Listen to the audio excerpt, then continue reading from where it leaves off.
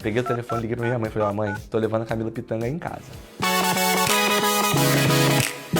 Olha, como Beleza Fatal era a minha primeira novela, e eu sou um noveleiro, né? Antes de ser novelista, sou noveleiro, eu quis fazer uma novela que fosse do meu jeito. Eu falei, cara, pode ser a minha primeira e última oportunidade, não sei se eu vou ter outras, né? Então eu falei, cara, fazer uma novela com tudo que eu tenho direito.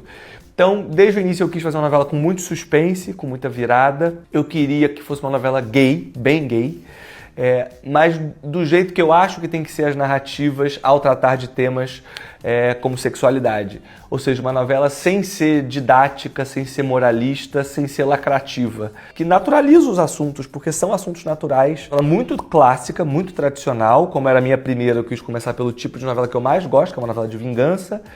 Então ela começa muito clássica, ela tem uma vilã carismática, engraçada, ela tem uma mocinha que sofre uma injustiça e fala, eu vou me vingar. A gente já viu isso, ou seja, ela começa muito tradicional. E aí, por começar tradicional, a gente pega o público que está acostumado à novela tradicional.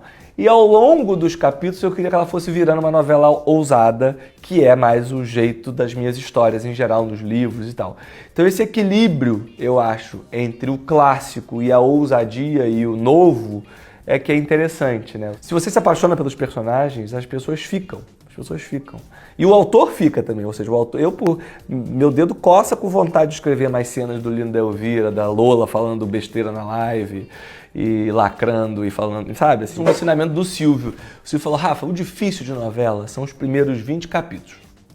Seja uma novela de 40, seja uma novela de 180. Os 20 primeiros é o que define o tom da novela. Se os personagens são bons, se o público vai comprar.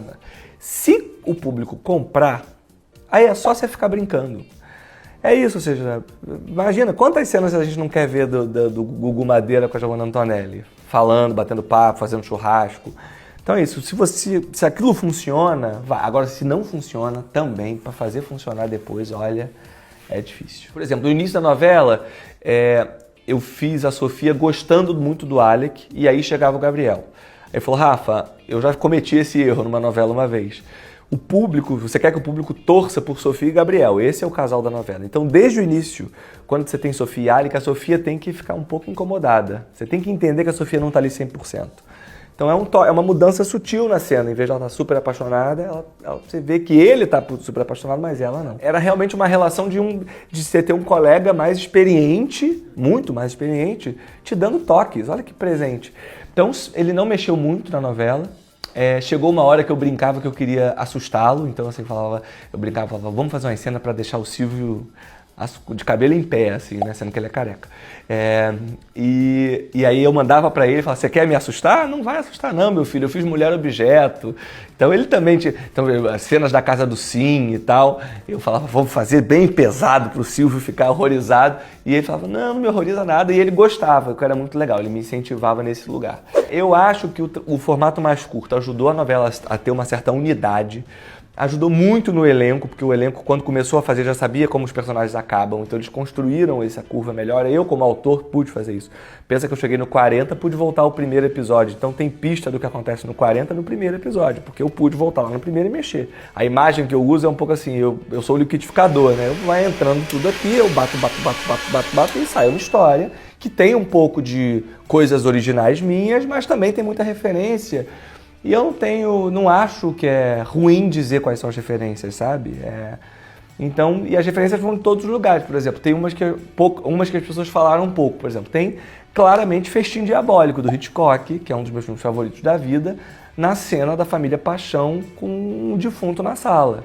E a ideia, por exemplo, de um núcleo positivo da novela cometer um crime. Então, assim, que é uma coisa que a gente não costuma ver numa novela. Quem é do bem não faz nada de errado. Na Beleza Fatal, não. A Elvira e o Lino são do bem, mas enrolam um defunto no tapete. A primeira tipo de vilã que eu mais gosto é uma vilã engraçada e que fala absurdos.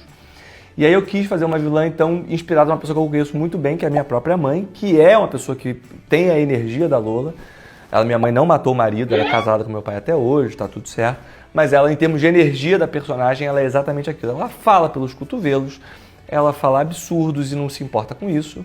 E ela tem essa coisa de ser uma pessoa que as pessoas, quando ela chega nos lugares, ela chama atenção toma o lugar ali, toma um lugar de destaque, vamos dizer. Então eu cresci tendo essa mãe meio drag queen, assim, sabe? Que chama muita atenção. E minha mãe tem uma outra coisa que é muito legal, que é a autoestima também, que é... Então frases da Lola, como se eu não fosse eu, teria inveja de mim, eu me amo, são frases que a minha mãe fala. E eu vejo minha mãe falando desde que eu sou criança. A Pitanga é... E aí você vê que é o trabalho de uma grande atriz, né? Assim, a Pitanga é o exato oposto do que é a Lola. Ela tem uma fala calma, racional, baixa. Então a Pitanga, quando conversa com você, Rafa, estava olhando o texto, e tudo muito pensado, você vê que ela pensa antes de falar. E aí a primeira leitura que a gente fez, ela leu ainda entendendo o texto. E aí eu falei, olha, não é assim não, é cuspindo o texto sem pensar em nada, falando rápido, você não pode pensar, você tem que só falar. Ela, mas ninguém fala assim. Eu falei, ninguém fala assim? Peraí. Peguei o telefone, liguei pra minha mãe e falei, mãe, tô levando a Camila Pitanga aí em casa. Quando chegamos no apartamento, como meu pai estava todo arrumadinho, cabelinho boi lambeu, esperando a Camila Pitanga chegar na casa dele, né? E aí minha mãe estava onde, você acha que ela estava? Estava lá dentro, no quarto, imagina, não tá nem aí que a Camila Pitanga chegou. Ela é a Lola, gente. Você acha que ela vai ficar na sala esperando?